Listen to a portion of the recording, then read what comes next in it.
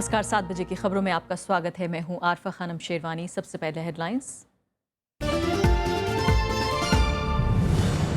Belgium की राजधानी Brussels में धमाके, एयरपोर्ट और मेट्रो स्टेशन पर हमले में 26 की मौत, 100 से ज्यादा घायल। भारत के सभी हवाई अड्डों पर सुरक्षा कड़ी।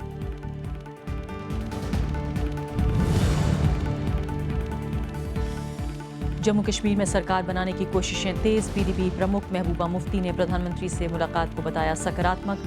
गुरुवार को पीडीपी विधायक दल की बैठक।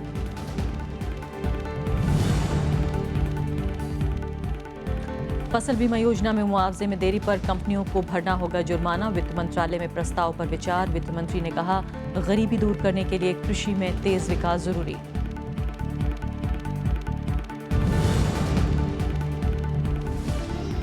असम में चुनावी तैयारियां पूरी। 2 दिन के दौरे के बाद चुनाव आयोग ने कहा, राज्य में होगा निष्पक्ष मतदान। 23,000 हथियार जब्त।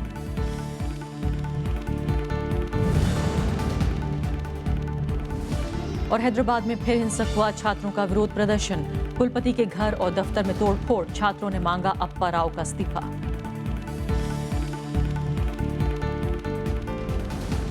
और आइए अब देखते हैं पहली खबर।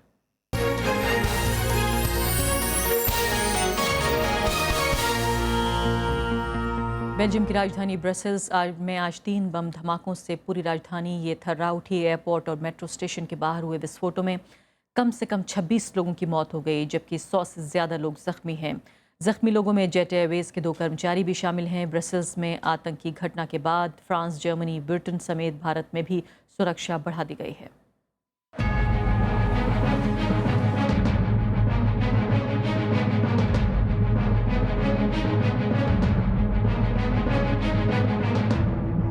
ब्रसेल्स के माइलबेक मेट्रो स्टेशन पर सायरन की आवाजों ने यूरोप की शांति में फिर खलल डाल दिया है।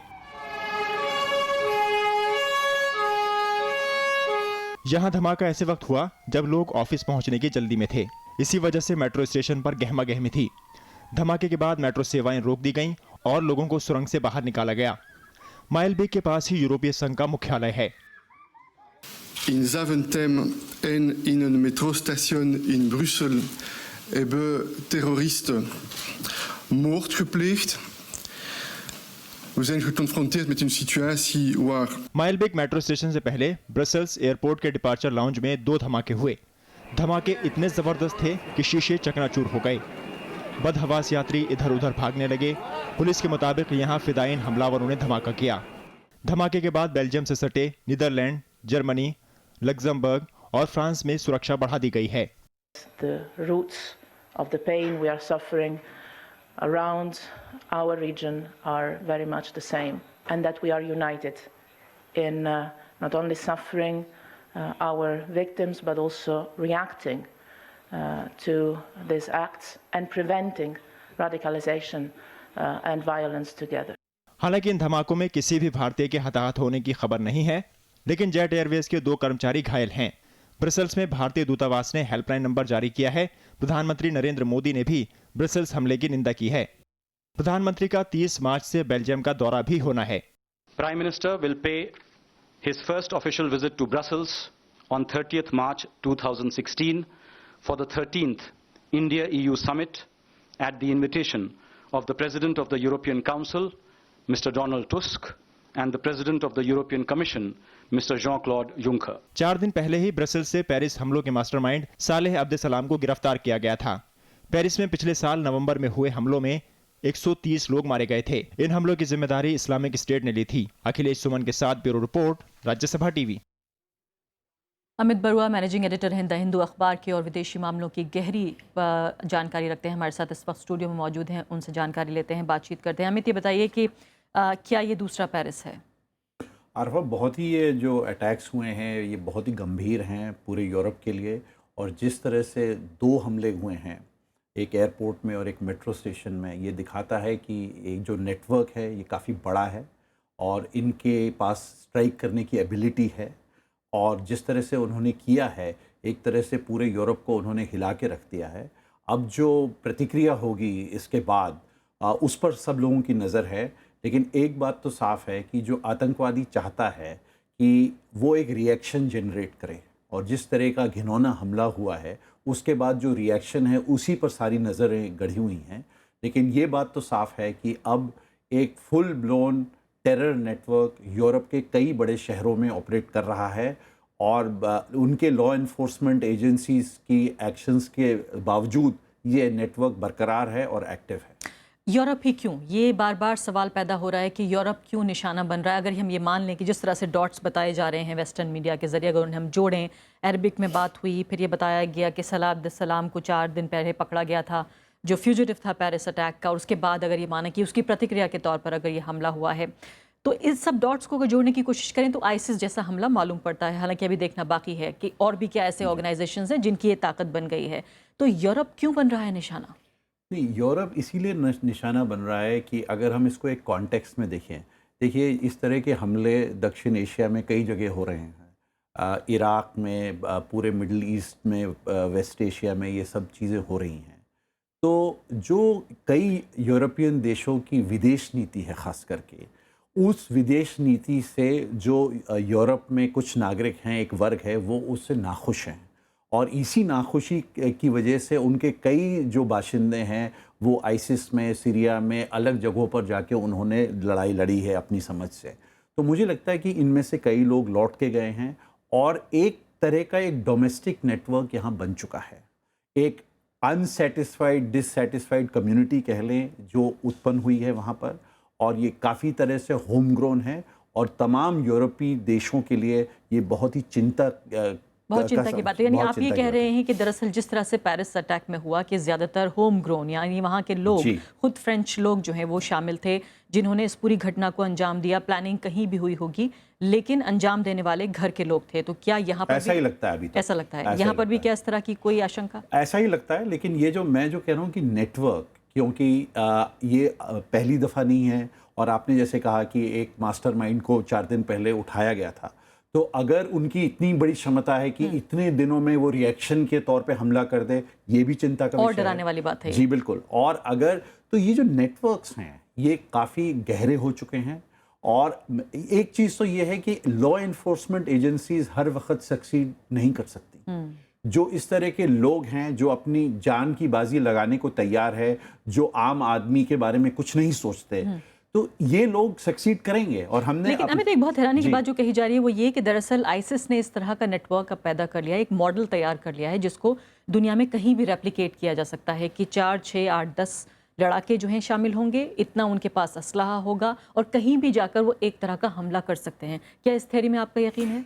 आरफा, देखिए, एक तो वो जो लोन वुल्फ है, जैसे हमने अमेरिका में भी देखा, 1 या 2, जब हम 8 या 10 लोगों की बात करते हैं तो ये बहुत बड़ा नेटवर्क है, क्योंकि इन लोगों के ऊपर नज़र भी रखी जा रही है, कई लोग सस्पिशन की लिस्ट पे भी हैं। तो मेरा ये कहना है कि अगर इस स्तर का हमला हो सकता है, ब्रसल्स के अंदर यूरोपियन यूनियन का हेडक्वार्टर है, तो एक संदेश देना चाह रहे हैं, चाहे वो आईसिस हो या और भी कोई आतंकवादी संगठन, कि अब हम लोग, अगर आपके जहाज़ हमको हमारे ऊपर आके बमबारी करेंगे तो हम भी एक जवाब दे सकते हैं। लेकिन ये जवाब इनोसेंट लोगों की हत्या करने का ये कोई जवाब नहीं है, इसका कोई मतलब नहीं बनता। लेकिन बड़ी बात यह है कि यूरोपीय देशों को अपने सोसाइटीज़ के बारे में सोचना पड़ेगा, किस तरह से वो अपने ही लोगों को इंटीग्रेट करते हैं।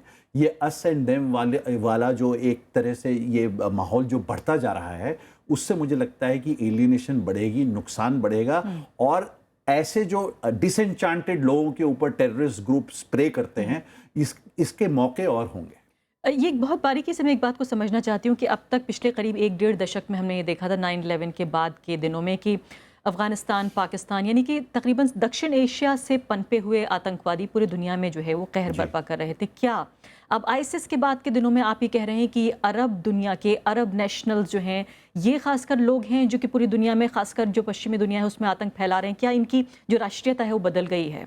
नहीं, मैं कह रहा हूँ, देखिए कि एक तो कई सारे नागरिक हैं फ्रांस और दूसरे यूरोपीय देशों के जो कि वहाँ जाके लड़े हैं, लेकिन अरब राष्ट्रीयता उनकी कॉमन है, मतलब एंसेस्ट्री में कहूँगा। बिल्कुल। लेकिन वहाँ के वहीं पे कई लोग ये वहीं पैदा हुए हैं, वहीं के नागरिक हैं, ओरिजिन उनका अरब जी बिल्कुल, ओरिजिन जो भी हो। तो मेरा ये मानना है कि अगर मल्टी कल्चरलिज्म का कोई मतलब है और डेमोक्रेसी और वैल्यूज़ का कोई मतलब है जो यूरोपीय देश बाकी लोगों को गुणगान सुनाते हैं, तो उनके लिए भी एक बहुत बड़ा टेस्ट है ये कि उनके वैल्यूज पे वो कितना दृढ़ रहेंगे। और इस तरह के जो हमला होता है तो सरकारों के ऊपर भी दबाव होता है, वो भी कई बार रीजन खो बैठते हैं। तो ये टेस्ट ये है कि आप किस तरह से पहले तो लॉ एंड ऑर्डर फ्रंट पे इस ग्रुप्स को कैसे डील करेंगे, दूसरा अपनी सोसाइटीज में कैसे कंडीशंस क्रिएट करेंगे कि ऐसे लोग नहीं पनपे।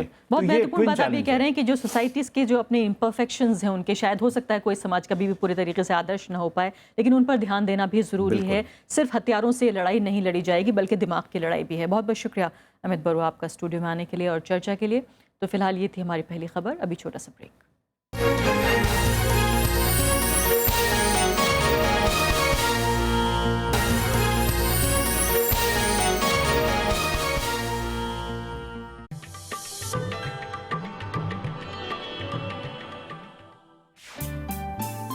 सरोजनी नायडू स्वतंत्रता सेनानी, कवयित्री और वक्ता, कांग्रेस की अध्यक्ष निर्वाचित होने वाली पहली भारतीय महिला सरोजनी ने 13 साल की उम्र में रची थी पहली कविता। आजादी के बाद वो बनी देश की पहली महिला राज्यपाल। भारत कोकिला के नाम से मशहूर सरोजनी नायडू है नारी शक्ति की अनूठी मिसाल।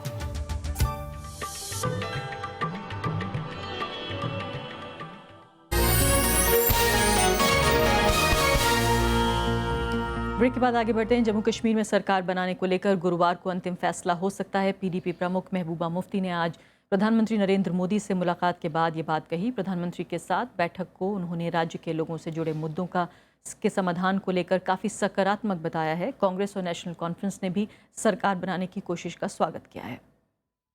पीडीपी प्रमुख महबूबा मुफ्ती ने मंगलवार को दिल्ली में प्रधानमंत्री नरेंद्र मोदी से मुलाकात की। आधे घंटे चली इस बैठक में जम्मू कश्मीर में सरकार बनाने को लेकर बातचीत हुई। महबूबा मुफ्ती ने मुलाकात को काफी सकारात्मक बताया है। प्राइम मिनिस्टर से आप मिलते हैं और उनसे बात करते हैं और अच्छी बात होती है तो नेचुरली जो जम्मू कश्मीर के लोगों के जो है मुश्किलात हैं, मामलात है, तो उनके हल होने का रास्ता ज्यादा क्लियर हो जाता है। महबूबा ने गुरुवार को पार्टी विधायकों की बैठक बुलाई है। इसमें सरकार बनाने पर फैसला होने की उम्मीद है।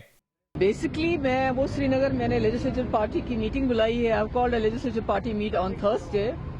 तो since my party had authorised me कि आप जो डिसीजन लेंगी, तो इसलिए मैं वापस जाऊंगी अपने लेजिस्लेटर्स के पास और वहां बैठ के हम आगे क्या करना है, कैसे चलना है, उसका फैसला करेंगे। महबूबा मुफ्ती शुरू से ही प्रधानमंत्री और केंद्र सरकार की ओर से पूरा आश्वासन मिलने के बाद ही सरकार बनाने की बात कहती रही हैं। वहीं बीजेपी एजेंडा ऑफ अलायंस के हिसाब से चलने पर जोर देती रही है। भारतीय जनता पार्टी और प्रधानमंत्री शुरू से चिंतित रहे हैं। हम जम्मू कश्मीर के लोगों की उम्मीद पे खड़े उतरे हैं। इसका प्रयास हर राजनीतिक दल को करना चाहिए और हम लोग कर रहे हैं। कांग्रेस और नेशनल कॉन्फ्रेंस ने सरकार गठन के कवायद का स्वागत किया है।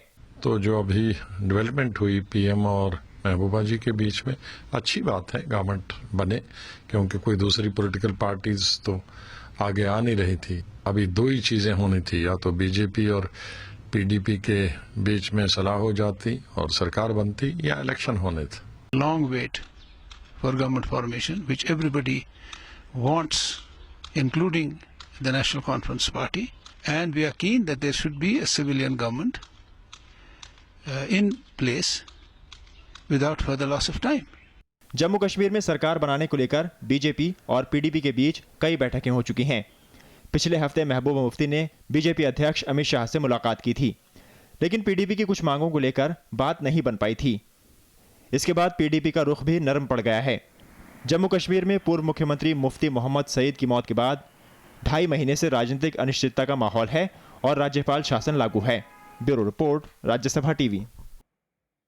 चुनाव आयोग की टीम ने 2 दिन का असम दौरा पूरा कर लिया है। मुख्य चुनाव आयुक्त ने इस दौरान राज्य में चुनाव तैयारियों का जायजा लिया। गुवाहाटी में पत्रकारों से बातचीत में उन्होंने राज्य में निष्पक्ष और सुरक्षित चुनाव कराने का भरोसा जाहिर किया। असम में अगले महीने होने वाले चुनाव की तैयारियां पूरी हो चुकी हैं। मंगलवार को मुख्य चुनाव आयुक्त ने इस बात की जानकारी दी। आयोग की टीम 2 दिन के असम दौरे पर थी। इस दौरान मुख्य चुनाव आयुक्त ने तैयारियों का जायजा लिया। गुवाहाटी में पत्रकारों से मुखातिब होते हुए उन्होंने अपने दौरे का ब्यौरा दिया। Commission has taken note of all their concerns and suggestions and we have assured them that this upcoming election will be very free and fair, and all of their suggestions will be taken into consideration. They have also assured us of their full cooperation. इस दौरान मुख्य चुनाव आयुक्त ने राज्य के अलग अलग विभागों के अधिकारियों से भी मुलाकात की। आयोग ने जिला अधिकारियों को संवेदनशील जगहों की नए सिरे से पहचान करने के लिए कहा है। We have asked the district authorities that they must undertake the fresh review and fresh assessment of vulnerable locations. Vulnerable locations are the locations where people from weaker section, scheduled caste, scheduled tribes live, and that will be the focus of the election commission, or any other area where voters generally feel intimidated or feel threatened. मुख्य चुनाव आयुक्त के मुताबिक इस दौरान राज्य में 32,000 से ज्यादा लाइसेंसी हथियारों में से 23,000 हथियार जमा करा लिए गए हैं। चुनाव आयोग का खास जोर आपराधिक तत्वों की पहचान पर भी है। चुनाव प्रक्रिया शुरू होने से पहले राज्य में 44,000 से ज्यादा गैर जमानती वारंट लंबित थे, जो अब 4,500 बचे हैं। इस दौरान 5 लाख लीटर से ज्यादा शराब जब्त की गई है। डीएम और एसपी को थाना स्तर पर आपराधिक तत्वों की पहचान करने को कहा गया है। आयोग ने वोटरों की सुरक्षा के लिए डीएम और एसपी को व्यक्तिगत रूप से जिम्मेदारी लेने के निर्देश भी दिए हैं। चुनाव आयोग का जोर चुनाव के दौरान सामाजिक और सांप्रदायिक समरसता बनाए रखने पर होगा। आयोग के मुताबिक ग्रामीण इलाकों और शहरी इलाकों में ज्यादातर पोलिंग स्टेशन पर केंद्रीय पुलिस बल तैनात किए जाएंगे। Bureau report, Rajya Sabha TV.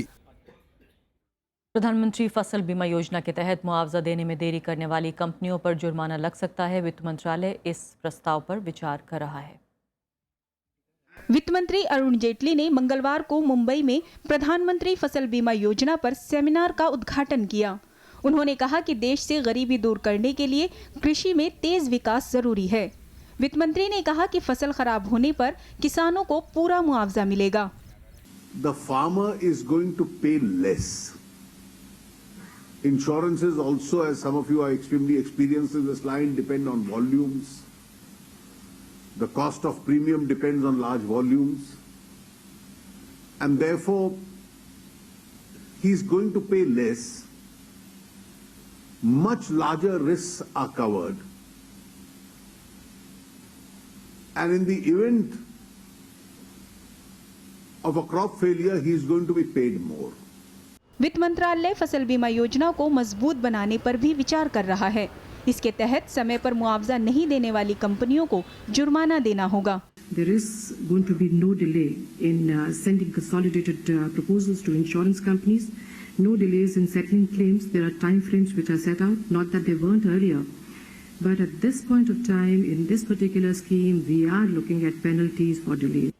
प्रधानमंत्री फसल बीमा योजना अप्रैल से देश भर में लागू होगी। इसमें किसान न्यूनतम प्रीमियम पर फसलों का बीमा करा सकेंगे। Bureau report, Rajya Sabha TV. Delhi सरकार ने 13 महीने की सरकार में 14 बिल पारित किए, लेकिन इनमें से एक भी बिल को केंद्र की मंजूरी नहीं मिली है। मुख्यमंत्री अरविंद केजरीवाल की सरकार ने बजट सत्र की शुरुआत में इसका जिक्र किया और कोई नया बिल नहीं लाने की बात भी कही। सरकार ने स्कूलों की प्रणाली में पारदर्शिता और एकरूपता लाने के लिए दिल्ली विधानसभा में कई विधेयक पारित किए हैं। मेरी सरकार इन प्रस्तावित विधानों के लिए भारत सरकार के अनुमोदन की प्रतीक्षा कर रही है। जुबा बेशक उपराज्यपाल नजीब जंग की है, लेकिन ये दर्द दिल्ली सरकार का है। दिल्ली विधानसभा में अभिभाषण के दौरान उपराज्यपाल ने ऐसे विधेयक गिनवाए जिन्हें केजरीवाल सरकार ने पास तो कर दिया, लेकिन केंद्र से अब तक मंजूरी नहीं मिली है। अब यहाँ से हम बिल पास करते हैं, सारे सदस्य मेहनत करते हैं, सरकार मेहनत करके तैयार करती है और वो केंद्र सरकार उनको लेके बैठ जाती है। तो पहले तो जो दिल्ली के लिए बहुत ज़रूरी बिल हैं वो अभी पिछले सत्रों में हमने पास करके भेजे हुए हैं। यूनिवर्सिटी बनाने का, एजुकेशन को चेंज करने का, लेबर लॉज चेंज करने का, जर्नलिस्ट की सैलरी का भी बिल है उसमें। तो उनको हम उम्मीद करेंगे कि जल्दी से जल्दी वहाँ से पास होकर आएँ। जो 14 बिल अटके हैं उनमें जन लोकपाल बिल, निजी स्कूलों की मनमानी और फीस पर नियंत्रण से जुड़ा बिल और विधायकों का वेतन भत्ता 400% बढ़ाने वाला विधेयक भी शामिल है। ITI बनाने 28 मार्च को विधानसभा में साल 2016-17 का बजट पेश होगा। बजट सत्र 31 मार्च तक चलना है। अनु दीवान, राज्यसभा टीवी। मंगलवार को जेएनयू छात्र संघ अध्यक्ष कन्हैया कुमार ने कांग्रेस उपाध्यक्ष राहुल गांधी से उनके आवास पर मुलाकात की। इस दौरान कन्हैया के साथ जेएनयू और ऑल इंडिया स्टूडेंट्स फेडरेशन का प्रतिनिधिमंडल भी उनके साथ था। कन्हैया कुमार को पिछले महीने देशद्रोह के आरोप में गिरफ्तार किया गया था और फिलहाल वो 6 महीने की अंतरिम जमानत पर हैं। जमानत के बाद कांग्रेस उपाध्यक्ष से ये उनकी पहली मुलाकात है। कन्हैया कुमार का बुधवार को हैदराबाद यूनिवर्सिटी में रोहित वेमुला के दोस्तों से मिलने का भी कार्यक्रम है। हैदराबाद विश्वविद्यालय में माहौल एक बार फिर से तनावपूर्ण बन गया है। दरअसल विश्वविद्यालय के कुलपति अप्पा राव काफ़ी लंबी छुट्टी के बाद अपनी जिम्मेदारी संभालने के लिए पहुंचे थे, जिसे लेकर छात्रों ने जमकर विरोध प्रदर्शन किया। हैदराबाद केंद्रीय विश्वविद्यालय के कुलपति अप्पा राव को मंगलवार को फिर से छात्रों के विरोध का सामना करना पड़ा। अप्पा राव मंगलवार को ही 2 महीने की छुट्टी के बाद लौटे थे। छात्रों ने कुलपति के घर में घुसकर तोड़फोड़ भी की। विरोध करने वाले छात्रों का आरोप है कि रोहित की खुदकुशी के पीछे अप्पा राव ही जिम्मेदार हैं। Everybody knows he is the main one in Rohit's death. So almost 2 months get over, and again without informing anyone, he simply delivered noticed, and he came and occupied his seat, and he started executive council meeting along with some students. हालात को काबू में करने के लिए कुलपति आवास के बाहर भारी तादाद में सुरक्षा कर्मी तैनात हैं। विरोध और प्रदर्शन के बीच अप्पा राव ने छात्रों से बातचीत से मतभेद सुलझाने की गुजारिश की है। పాల్పడితే మనకి చెడ్డ పేరు రావడం కాకుండా యూనివర్సిటీకి చెడ్డ పేరు వస్తుంది। అన్ని చోట్ల అందరికీ ఇలాంటి దేశంలో విశ్వవిద్యాలయాల్లో ఇలాగ అరాచకం జరుగుతుంది, ఇలాంటి దౌర్జన్యం జరుగుతుంది అనేది రాంగ్ సిగ్నల్ వెళ్తుంది। కాబట్టి ప్రతి వాళ్ళు విద్యార్థులందరూ అటువంటి దౌర్జన్యాలకు పాల్పడకుండా వాళ్ళకి ఏదైనా కానీ ఇబ్బంది ఉంటే ఒక రిప్రజెంటేషన్ ఇవ్వాలి, వాళ్ళ కన్సర్న్ ఏంటో చెప్పాలి। वहीं अप्पा राव की वापसी के मुद्दे पर लेफ्ट और कांग्रेस ने भी हैरानी जताई है। There is a demand for justice to Rohit. How could anybody keep quiet? The student, a brilliant scholar, was forced to commit suicide to take such an extreme step.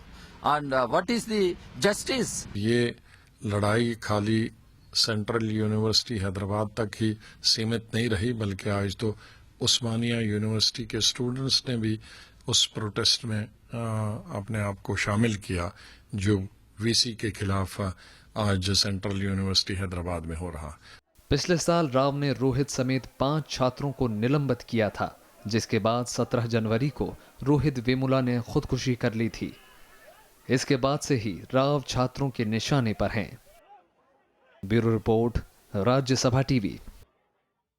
Marathwada को अलग राज्य बनाए जाने से जुड़े बयान पर विवाद के बाद महाराष्ट्र के महाधिवक्ता श्रीहरि अडे ने मंगलवार को इस्तीफा दे दिया। उन्होंने अपना इस्तीफा राज्यपाल सी विद्यासागर राव को सौंपा। अडे ने एक कार्यक्रम में विदर्भ के मुकाबले मराठवाड़ा के साथ ज़्यादा नाइंसाफ़ी की बात कही थी और उसे अलग राज्य बनाने की वकालत भी की थी। इसके बाद विपक्ष और शिवसेना ने बयान का विरोध किया। इसी के साथ अभी के लिए इतना ही। नमस्कार।